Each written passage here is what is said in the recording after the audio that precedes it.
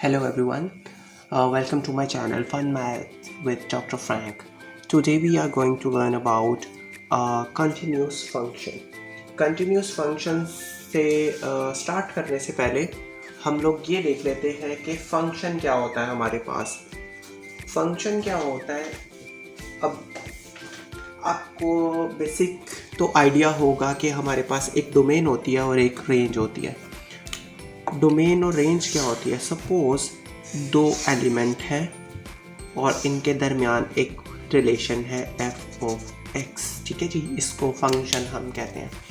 अगर सपोज इसके अंदर कोई वेरिएबल है a b c, ये हमारी डोमेन है और एक हमारी रेंज होती है. ठीक है, अगर एक a पे हमें एक सिंगल आंसर 1 मिल रहा है, B के ऊपर आंसर 2 मिल रहा है और C पे आंसर 3 मिल रहा है, सिंगल डोमेन पे सिंगल रेंज आ जाती है, तो ये होता है हमारा फंक्शन. ठीक है जी, आगे बढ़ते हैं और हम देखते हैं कि कंटिन्यूस फंक्शन क्या होता है. ये तो थी basic example of a function. Continuous function को सेटिस्फाई करने के लिए 3 बेसिक कंडीशंस होती हैं. अगर सपोज एग्जाम्पल ले लेते हैं कि x एक स्क्वायर एक फंक्शन है, ये कंटिन्यूस फंक्शन कब होगा? लेट सपोज कि अगर f ऑफ x, क्योंकि हमें पता है फंक्शन या तो f ऑफ x होगा या y होगा या वटएवर, लेकिन वो किसी एक पे डिपेंडेंट होगा जो कि वेरिएबल x है या कोई भी वेरिएबल हो सकता है. सपोज एक फंक्शन कंटिन्यूस कब होगा? लेट सपोज अगर कोई कांस्टेंट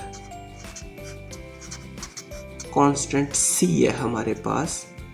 ठीक है, तो 3 बेसिक कंडीशंस होती हैं जो कि एक फंक्शन को बताती हैं कि वो कंटिन्यूस फंक्शन है या नहीं है. फर्स्ट कंडीशन कहती है कि अगर suppose f of c is defined का मतलब है कि अगर उसका कोई आंसर आ जाता है, इन्फिनिट नहीं होता, तो वो फंक्शन कंटिन्यूस की पहले लिमिट को मतलब क्वालिफाई करता है. और सेकंड कंडीशन कहती है कि अगर हम इस फंक्शन के ऊपर लिमिट अप्लाई करते हैं उस कांस्टेंट की, तो फंक्शन एग्जिस्ट करता है. एग्जिस्ट का क्या मतलब है कि वो फंक्शन अनडिफाइंड नहीं हो जाता, उससे कोई आंसर आ जाएगा. ठीक है, वो होती है उसकी एग्जिस्टेंस.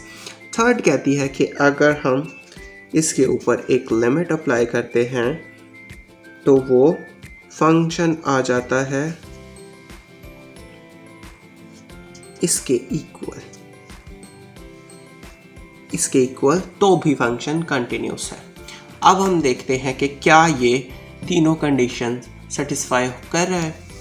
फर्स्ट कंडीशन पे हमने इसके अंदर f ऑफ x की जगह पे हम रिप्लेस करते हैं f ऑफ c, तो आंसर आ जाएगा c स्क्वायर.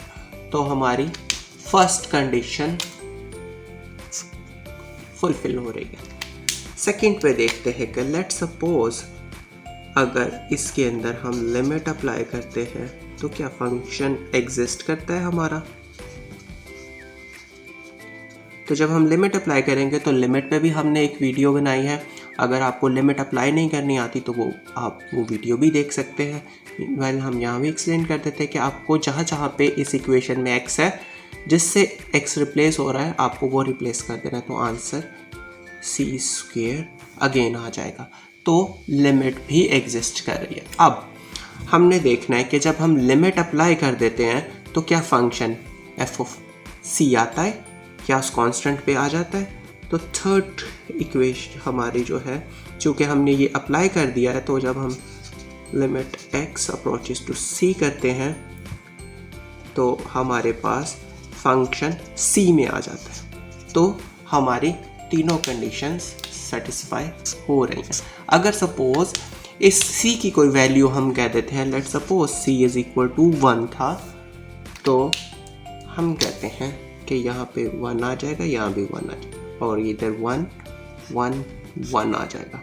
अगर सपोज c की वैल्यू 2 होती तो यहाँ पे हम कहते कि हमारे पास 4 आ जाएगा और यहाँ पे 4 आ जाएगा, यहाँ भी 4 आ जाएगा, कहीं पे भी अनडिफाइंड नहीं हो रहा। ठीक है, होप ये वीडियो आपके लिए हेल्पफुल रही होगी। Thank you for watching. इसी तरह की मज़ीद वीडियोस जानने के लिए हमारे चैनल को सब्सक्राइब कीजिएगा। Thanks for watching.